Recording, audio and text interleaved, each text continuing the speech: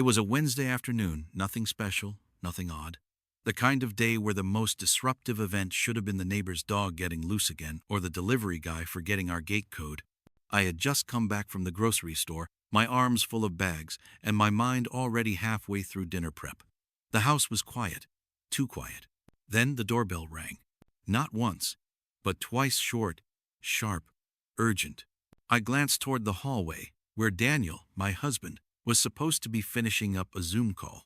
Instead, I saw his silhouette frozen in the doorway, his head tilted slightly, like he was trying to identify the sound. I walked over, not thinking much of it. Maybe a package, maybe a solicitor. But the second I opened the door, the atmosphere in the house shifted. A woman stood on our porch, late 20s or early 30s maybe, brown hair tied loosely, a faint smudge of mascara beneath her left eye. Her clothes were simple faded jeans, a cardigan, but she wasn't disheveled.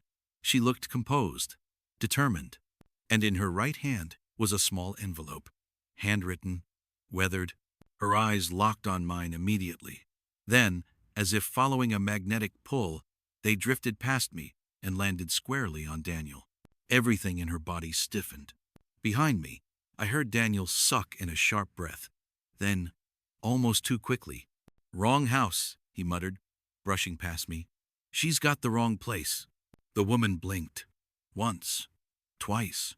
Then she spoke, her voice calm but clipped. "I'm not here for you," she said to me. Her gaze never left Daniel. "I came to return something that belongs to him." She lifted the envelope slowly, like it weighed more than paper ever should. I looked at Daniel. His face had drained of color. "I don't know her," he said. "Seriously. I have no idea who this is." The woman flinched, just slightly. Her fingers gripped the envelope tighter. "Really?" she whispered, more to herself than anyone else. Then she let the envelope fall. It landed on the welcome mat with a soft, pathetic thud. She didn't say another word. She didn't make a scene. She simply turned and walked away. Daniel didn't chase her. I stood there, frozen. The envelope sat on the ground between us. A line. A dare. A trap. I picked it up. My name wasn't on it. There was no name at all, just the word, "For you."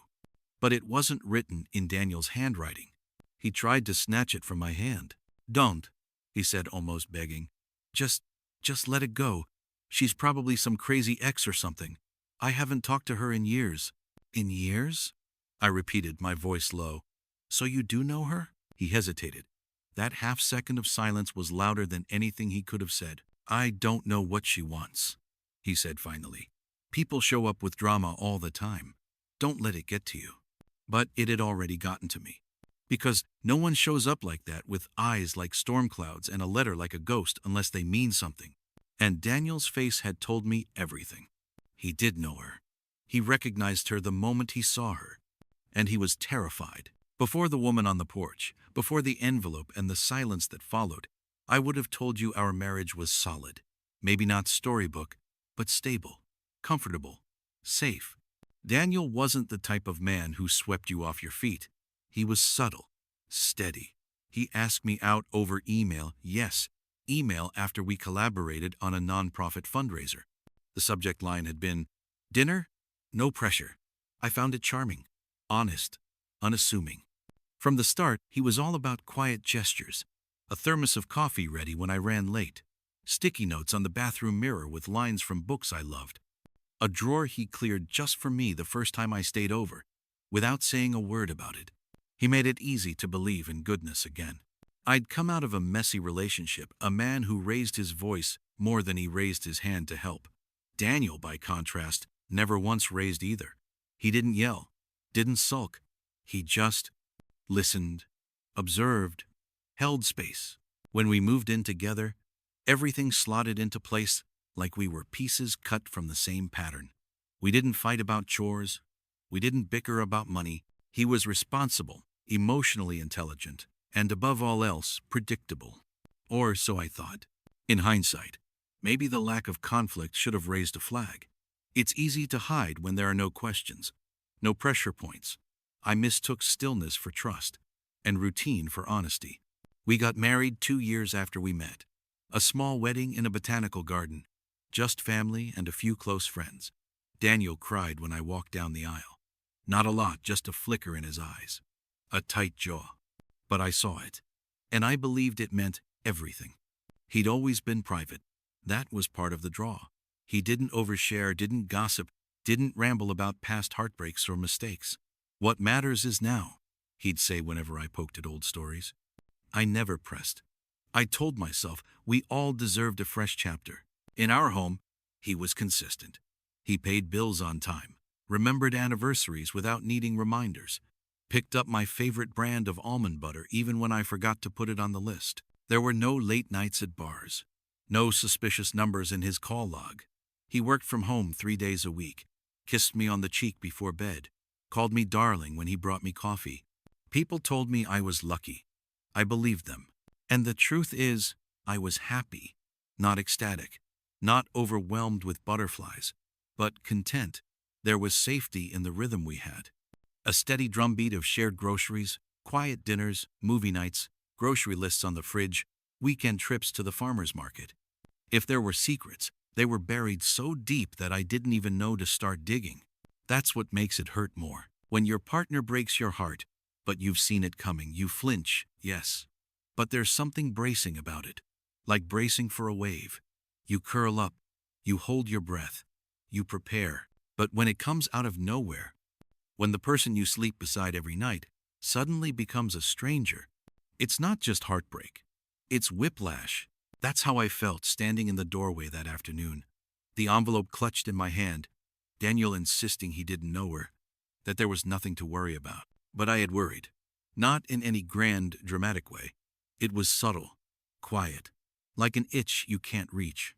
There were times he'd pull away too quickly when I kissed him, moments when I'd catch him staring off at nothing, the corners of his mouth turned down like he was remembering something he didn't want to.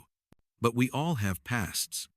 I just never imagined his past might still be alive, standing on our porch, holding a letter. That night, we didn't talk about her again.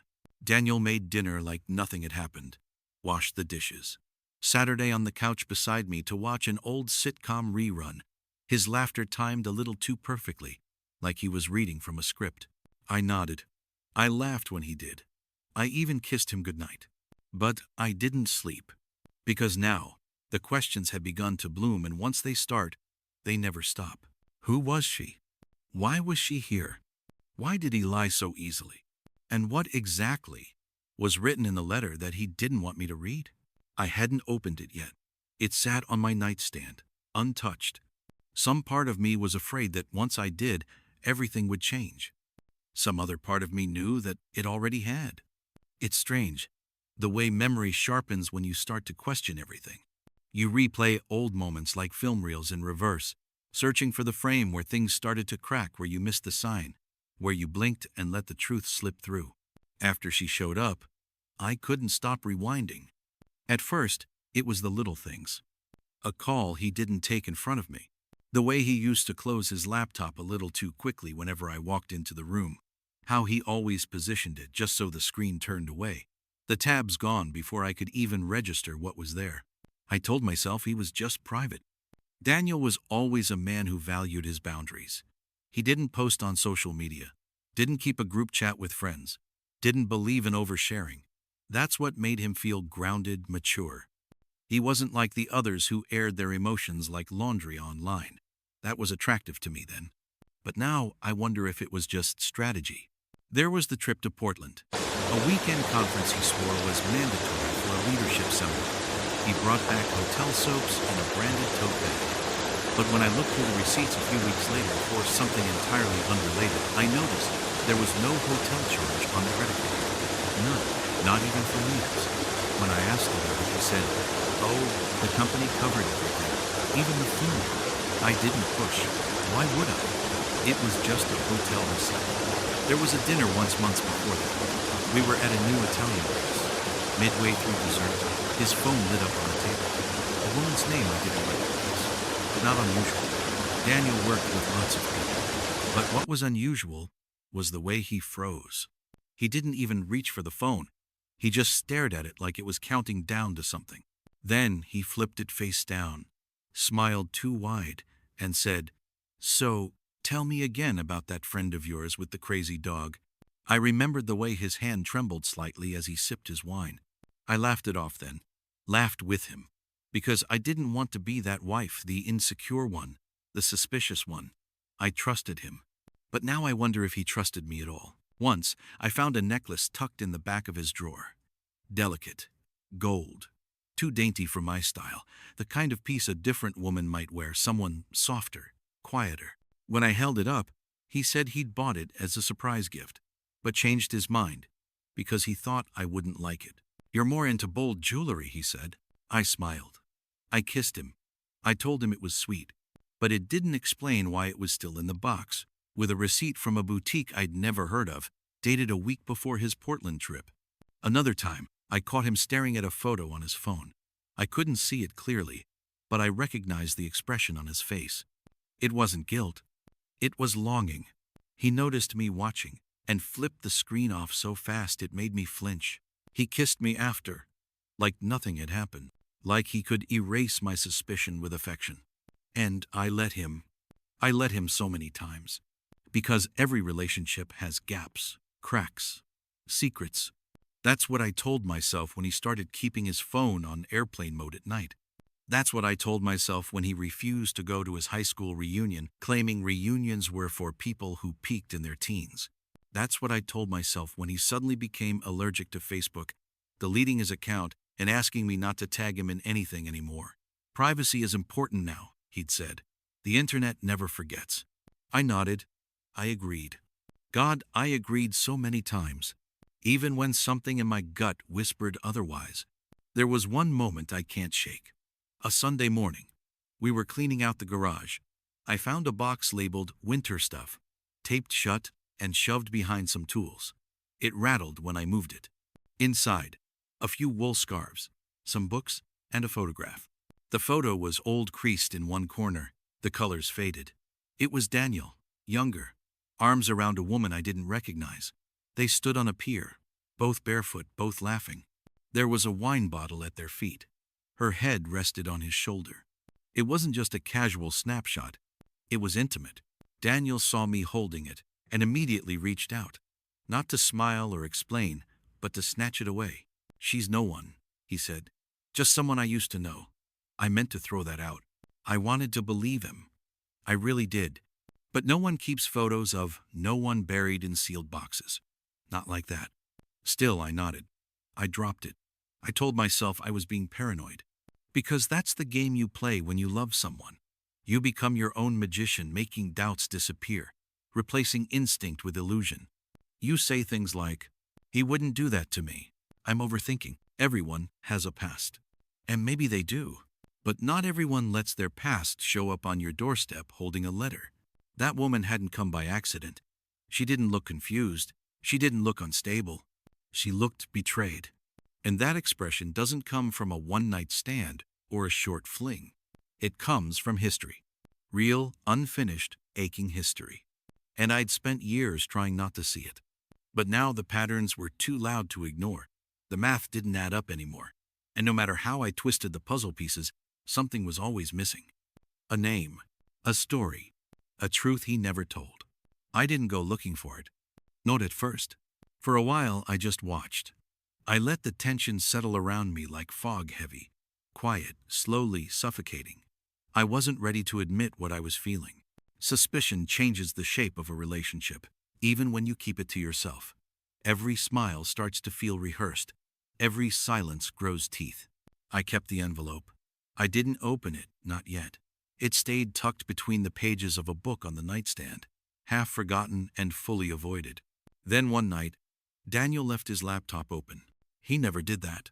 He was in the shower, humming like someone who didn't have secrets to hide, but the screen glowed in the dark bedroom like it was calling to me. Maybe it was. I hesitated, told myself not to. Then I did, because I had to. At first, there was nothing. Just his usual folders: work, bills, travel photos. I opened the travel folder. Generic images. Landscapes. Some from our honeymoon. A few I hadn't seen before, beaches I didn't recognize. I moved on. I opened documents. More of the same. tax forms, invoices, things we both had access to. And then I saw it. A folder titled Backups. It was buried inside another folder called Old. Inside, everything changed. There were subfolders with names like Legal, Letters, and Photos, 2018. Each of them had password protection. But Daniel wasn't as cautious as he thought. I tried the name of our dog. It worked. The Letters folder was the first thing I opened. There were half a dozen Word documents, each with a woman's name as the title. I clicked on one. Her name was Anna. The letter began like a confession. Anna, I don't know how to begin this without sounding like the coward I know I am. I stopped breathing. You didn't deserve to be left like that. I thought I could compartmentalize it. I thought I could start over without explaining everything. But I see now that silence is the most violent answer of all. Each line hit like a bruise. I should have ended things properly. I should have had the decency to face you, to say goodbye, to be a man about it. But I wasn't. I was a ghost before I even walked away. There was more. Mentions of shared memories. Apologies for things I didn't understand. Regret that dripped off every line like oil on water. But it wasn't the words that cut me, it was the tone. Familiar, genuine, emotional in a way Daniel had never been with me. At the end, there was a sentence that made my stomach twist. If you're reading this, it's because I couldn't say it to your face. I couldn't handle seeing the hurt I put there. The file was dated 2 years before we got married. I clicked through the other letters. They weren't all to Anna. There was a Mara, a Jules, even a Carla. Some were shorter. Some felt like closure. But none of them had ever been sent. They were just sitting here, unread, untouched, like tombstones for relationships he never buried properly. But Anna, hers was the longest. And somehow I knew she was the woman on the porch. I backed out of the folder and opened Legal. Inside, I found a PDF titled Property Separation Plan, PDF. It was a legal document, a draft agreement for the division of assets. But what made my blood freeze was the date at the top corner. May 17th, 2025, months before our wedding. It listed 2 names, Daniel's Tracy's and Anna's. My fingers trembled, my vision blurred. I tried to read through it like a lawyer, like someone emotionally detached, but I couldn't. Not when I saw the line that read, in the event that reconciliation does not occur by the 1st of June, all jointly held accounts shall be terminated. Reconciliation. So, this wasn't a breakup. It was a pause, a negotiation, a door he wasn't ready to close. I'd been told Daniel was single when we met, but this file said otherwise. This file said I was the new chapter in a story that hadn't ended. The final folder was Photos 2018. My heart knew what I'd find before I clicked. But I clicked anyway. There she was. Anna, the same woman who had stood on our doorstep, smiling in a field of sunflowers, holding Daniel's hand in front of a cabin, resting her head on his shoulder during what looked like a camping trip. Photo after photo. Dozens of them. A life that didn't include me. There was one picture I couldn't look away from. Anna and Daniel sitting on a porch swing, her legs draped over his lap, his arms wrapped around her like the world might end if he let go. He was looking at her. Not the way he looked at me now. The way a man looks at the love of his life. I shut the laptop. Not gently. Not slowly. Hard. Like slamming a door in a room you're not ready to enter. I sat in the dark, the screen gone black, but the images still vivid behind my eyes. And then finally I opened the envelope. The paper was soft, folded 3 times. Inside was a letter in handwriting that didn't belong to Daniel. It was from Anna. I waited for you to say goodbye. You never did. You just disappeared. I thought maybe I did something wrong. Maybe I wasn't enough. But now I see you weren't brave enough to end it, so you replaced it instead. This isn't about getting you back. I've made peace with your choice, but I needed to know you'd see this. I needed to remind you and her that love isn't supposed to be disposable. You owe more than silence. That night, I didn't sleep. Not because I was heartbroken, but because I was furious. Not just at him for lying, but at myself for never asking the right questions. And now, I had them all, lined up like a gallery of ghosts on a hard drive I was never meant to open. I couldn't stop looking at the photographs. Even after I closed the laptop, even after I'd tucked the letter back into its envelope and hidden it beneath a stack of sweaters in my drawer, her face clung to the inside of my eyelids like something burned into glass. It wasn't just that she had a name now, Anna, or that I had her words in my hands. It was the growing, gnawing sensation that I'd seen her before. Not just at the door, not just in the photos, but somewhere else, somewhere closer. I tried to shake it off. Faces blur, especially when viewed through the haze of emotion and betrayal. I told myself I was imagining it, that I was just conflating the present with the past, like my mind was scrambling to make sense of everything all at once. But then I saw her again. Not in person, on a screen. It was the next morning. I was scrolling through our wedding photos on my phone, mindlessly, angrily, looking for something, anything, to anchor myself. Proof that what we had was once real. That Daniel had loved me. That this marriage wasn't built entirely on lies. And there she was, Anna, in the background, in a candid shot, snapped during the cocktail hour. Not posed, not planned. Just a blurred corner of the frame, guests milling around, laughing, sipping champagne. She was off to the side, near the bar, wearing a pale blue dress, holding a glass, her head tilted in profile. But I recognized her, instantly. The same soft wave in her hair, the same sharp cheekbones, the same mouth that had trembled ever so slightly when Daniel denied knowing her. I zoomed in until the pixels distorted her expression, but I didn't need clarity to know what I was seeing. She had been there, at my wedding. I sat there for a long time, the phone clutched in my hand, my body unmoving, while my mind thrashed like an animal caught in a trap. Why was she there? How did she get invited? Did Daniel know? I started checking the guest list. Our wedding had been small, 67 people total, mostly family, old college friends, a handful of co-workers. I found a name, A. Palmer. I'd assumed it was one of Daniel's old high school classmates. He had insisted on handling that portion of the list himself. I asked him about her once, months before the wedding. Anna Palmer? I said, looking at the list. Do I know her? He glanced over. Oh, she's just an old family friend. She might not even show. Don't worry about it. And I didn't. Because why would I? Now I knew. He had invited her. He had invited his ex-fiancée to our wedding. Or worse, he hadn't disinvited her. She had remained on that list because he never had the courage to remove her. I flipped through more photos, found another one. She was smiling at someone I didn't recognize. In the far corner, peripheral. She hadn't come to confront. She hadn't made a scene. She had come to see if he really went through with it. To see if he'd look at me the way he used to look at her. I couldn't breathe. I opened my computer and searched my email history. There it was. An RSVP from Anna.Palmer8, 1@gmail.com. A polite acceptance. No +1. Daniel had seen it. He had replied, "Glad you can make it. Let's catch up afterward." No hesitation. No warning to me. No explanation. My hands shook. My vision swam. Rage and disbelief tangled together inside me like wires stripped of their casing. It wasn't just betrayal anymore. It was humiliation. She had stood there, maybe 20 feet away from me, while I said my vows. She had watched as I promised myself to the man who had once promised himself to her, and had never properly taken that promise back. And he had let it happen. He had let me walk into a life with him while she watched from the sidelines, carrying a wound he'd never had the decency to close.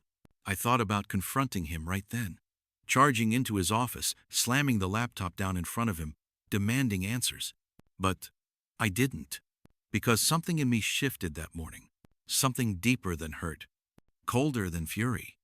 A calculation. I needed to know how deep this went. I needed more than a confession. I needed the whole skeleton, not just the bones he was willing to hand over. So I started digging. I looked up Anna's name, found her LinkedIn. She worked in nonprofit administration, based out of Seattle just like Daniel had, before we met. She had glowing recommendations. A picture of her at a panel. That same face. a little older now, but unmistakable. She wasn't unstable. She wasn't drama. She was composed, successful, respected. She was the kind of woman people listened to. And she had come to my home not to ruin my marriage, but to expose the truth he refused to say out loud. Daniel came home early that day. He kissed my cheek, asked how my day was, told me he'd made reservations for dinner that weekend. I looked at him, and for the first time in 5 years, I didn't see my husband. I saw a man who had lied by omission, who had counted on silence to do his dirty work. A man who stood at the altar with me, knowing his past hadn't been buried, only tucked away in a folder. And I realized something else. She wasn't the stranger. He was. Something snapped after I found the photo of Anna at our wedding. It wasn't grief, not sadness. It was precision. I didn't cry. I didn't scream. I got organized. I had spent 5 years becoming the kind of wife Daniel would never suspect: devoted, warm, trusting. I knew what kind of silence he relied on. I had honored it. Now I would weaponize it. That night, I told him I was tired, that I had a migraine. I kissed him on the cheek and said I needed to rest early. He smiled and said, "You work too hard." I smiled back. So did they. The first step was simple: gather information. Real information. My evidence folder. I bought a burner phone. I created a new email address. I started screenshotting everything: letters, photos, legal documents. I uploaded it all to a private cloud account under a fake name. Redundancy was key. I opened a new bank account under my maiden name. Transferred small amounts of money over a few days, nothing dramatic enough to trigger alerts. I combed through our joint finances, found subscriptions Daniel had hidden from me, encrypted storage services, a second VPN, tools for secrets. I called a lawyer. Not just any lawyer, a family friend who owed me a favor and knew how to be discreet. We met at a coffee shop downtown, far from my neighborhood. I showed her the files. She didn't blink. "Do you want to leave him?" she asked. "Eventually," I said. "But not yet." She nodded, like she'd heard it before. Next, I contacted Anna. The email I sent was short. "You came to my house. I believe we should talk. Not about him, about us. I have questions." She replied that same day. She agreed to meet: no drama, no confrontation, just answers. We chose a park, neutral ground. When she arrived, she looked exactly the same as I remembered: poised, guarded, tired. I thanked her for her letter. I told her I'd read everything. I didn't accuse. I didn't apologize. We were both casualties of the same man's cowardice. "I just wanted closure," she said. "He left without a word. I didn't want him back. I just wanted honesty." "You won't get it from him," I replied. "But you'll get the truth from me." We talked for hours. She told me they were together for 4 years, that they got engaged after 2, that Daniel had pushed the wedding date back twice, citing career transitions. She told me she got pregnant once, early on, and miscarried within weeks, that he cried more than she did, that he was always loving but always guarded. And then, one day, he left for a work trip and never came back. "No fight?" I asked. "No warning," she said. He ghosted her, blocked her, moved cities. She only found out he got married when a mutual acquaintance forwarded her a photo from our wedding, one where she appeared in the background. "You didn't come to ruin anything," I said. "You came to confirm what you already knew." She nodded. I had to see if he'd changed. He hadn't. I didn't ask her to keep our conversation secret. She didn't ask if I planned to stay. We weren't friends. But in that moment, we were allies. Back home, Daniel was making pasta. I watched him stir the sauce, humming softly, sleeves rolled up, the perfect domestic scene. I sat down at the kitchen island and asked, "Do you ever think about Seattle?" He froze for a second, just one beat, then shrugged. "Sometimes. Not much to miss, though. Rain and traffic. Anyone you still talk to? Number? Why?" "Just wondering," I said and smiled. He smiled back, but it didn't reach his eyes. He didn't know I had already spoken to her. He didn't know I'd already spoken to a lawyer. He didn't know the look on my face was no longer trust, it was reconnaissance. I started setting traps, little ones. Left Anna's letter on the printer tray, tucked between blank pages. It vanished within hours. He didn't mention it. I dropped her name once while watching television. I think I met someone named Anna Palmer at that charity event, remember? He stiffened, then played dumb. Doesn't ring a bell. Lie. Another one. I let him build the Tower of Lies higher. I waited for him to climb to the top, so I could push it over. Because I wasn't planning to confront him anymore. I was planning to dismantle him. Quietly, efficiently, completely. The kind of woman who would forgive this? He thought that was me. He didn't recognize what I had become.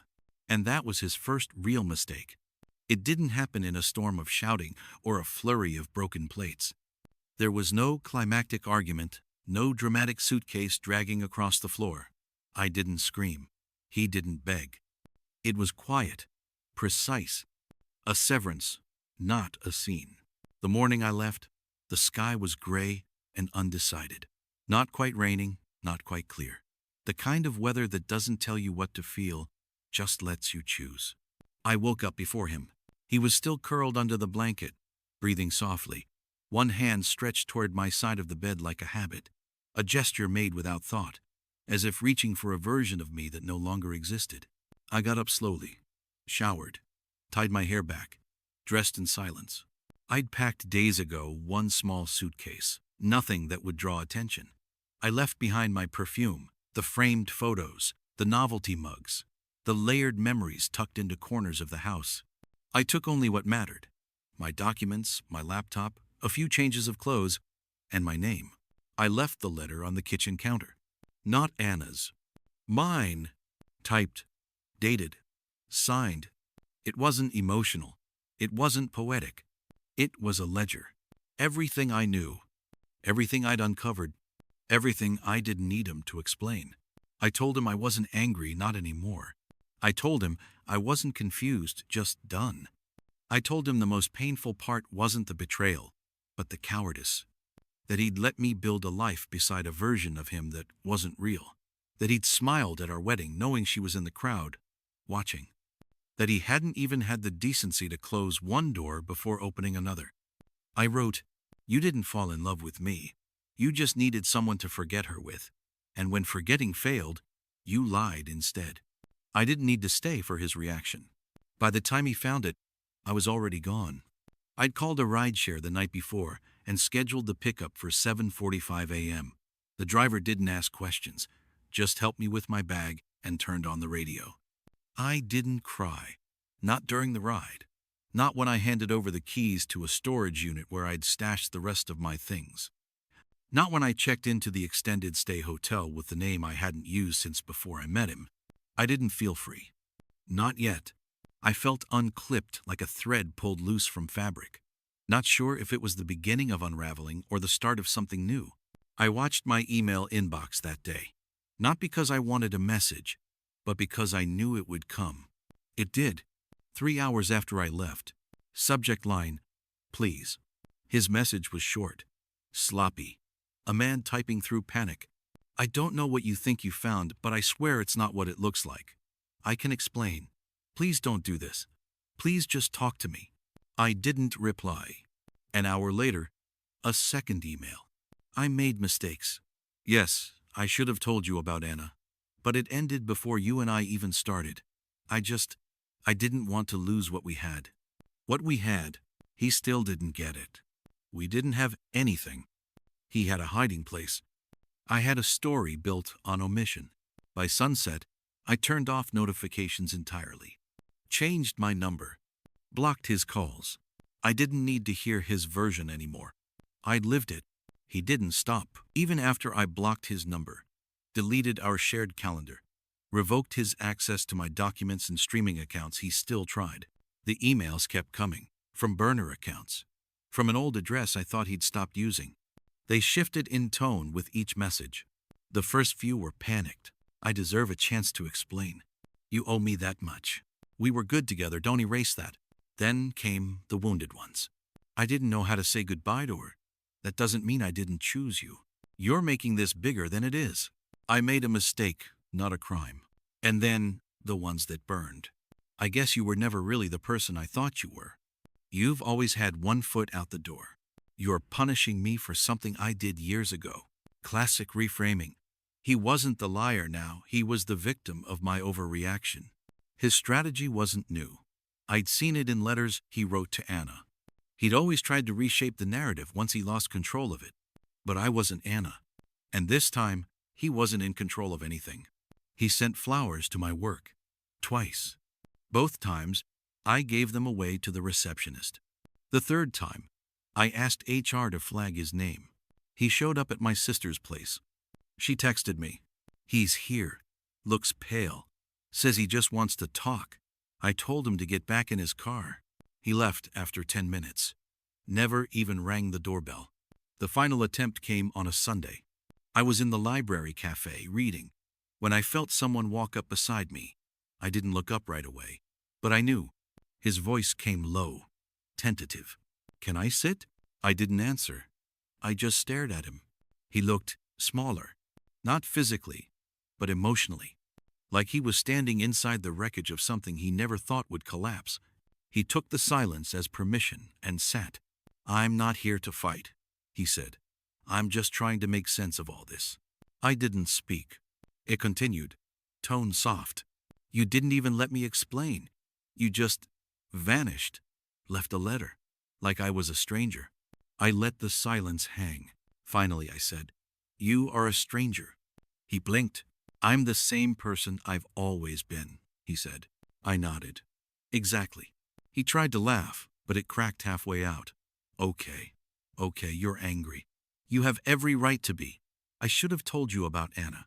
I should have handled it differently. You invited her to our wedding, I said. His face stiffened. I didn't invite her. She RSVP'd before we even... She blayed because she was still on the list. I didn't think she'd come. That's the problem, I said. You never think. You avoid. You pretend your silence erases consequences. He looked down at his hands. I didn't love her when I married you, he said quietly. But you never stopped being hers, either. He inhaled slowly. I made a mistake. I was afraid. I should have ended things properly. I didn't know how, but I loved you. That was real. I shook my head. No, Daniel. You loved what I didn't know. You loved how easy it was to start over without cleaning up the mess behind you. You didn't choose me. You escaped into me. He opened his mouth to respond, then closed it. We sat there for a long moment, the weight between us too dense to move. Finally, he whispered, So this is it? It was it the day I found the letters. His shoulders dropped. He looked older now, tired. I never meant to hurt you, he said. But you did, I replied. And you didn't stop. You just hid better. He didn't argue, didn't plead. He just nodded, slowly, as if accepting something he still didn't fully understand. I don't think I ever really knew you, he said. You didn't, I replied. But the real question is, did you ever want to? He left without saying goodbye. I watched him disappear through the glass windows, swallowed by a city that no longer cared who he was. He wouldn't come back again, not in person. I was sure of that. Daniel wasn't built for confrontation. But he tried one last grasp at control, at narrative, at the illusion that this wasn't entirely his fault. Too late. He'd spent too long rehearsing the lie, and now the story had already been rewritten by me. Closure doesn't come with violins. It doesn't knock on your door and offer you clarity wrapped in white linen and scented resolution. It comes in fragments, unpolished, unexpected. For me, it came on a Tuesday. A manila envelope slid under my new apartment door. No return address. No handwriting. Just the thick paper edge curling into the hallway carpet. Inside were two things. A printed copy of Daniel's last email. A photo. Not of him. Of me. From our wedding, I was smiling, eyes full of light, mouth half open mid-laugh. Daniel had taken the photo, I remembered. Said he wanted to capture the happiest face I'd ever worn. I looked at it now and didn't recognize the woman in the image. There was a note, handwritten in small, uneven strokes. I wanted to remember you like this, before I broke it. There was no signature, no apology. Just that. I sat with the photo in my lap for a long time. Then I burned it. Not out of spite, out of necessity. It was the last piece of him in my space. The last remnant of a life that was curated to look perfect but rotted beneath the surface. He thought that was closure. But closure isn't a note. It's a decision. A week later, I ran into him. Not planned, not dramatic. I was walking into a bookstore, and he was walking out. We both froze, the universe holding its breath between us. He looked thinner, more drawn, but still Daniel. Still the man who had built a shrine of silence and invited women to live inside it, pretending it was love. "Hey," he said, almost inaudibly. I nodded. "Daniel." He looked like he had a speech prepared, maybe even rehearsed. But the words crumbled before they left his mouth. Instead, he just said, "Are you okay?" I took a breath. "I'm better," I said. "Not healed, but better." He nodded slowly. "I never stopped thinking about you. That's the thing," I said. "You always think. You just never act." His mouth twitched, half defensive, half defeated. "I still don't understand how it got this far." "It got this far," I said quietly, "because you were too afraid to be honest until it cost you something." He closed his eyes. "You were the best thing that ever happened to me." "I believe that," I said. "And that's exactly why I left." He looked up, confused. "Because," I continued, "if I stayed, I would have spent the rest of my life teaching you how to treat me. I would have been your redemption arc. And I don't want to be a man's unfinished project." A long silence followed. Finally, he asked, "Do you hate me?" I shook my head. "No." His shoulders loosened, a flicker of relief. But then I added, "I just don't believe you anymore."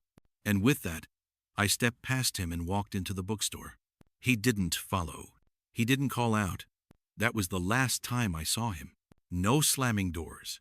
No final kiss. No music swelling in the background. Just the quiet click of a glass door behind me. And the first breath I'd taken in weeks that didn't taste like someone else's choices. Closure, I learned, isn't always quiet. But mine was. Because it didn't need to scream to be real. I don't think healing looks the way people want it to. There's no epiphany, no golden sunrise moment where all the pain dissolves. It's quieter than that. Slower. It looks like remembering how to drink your coffee the way you like it.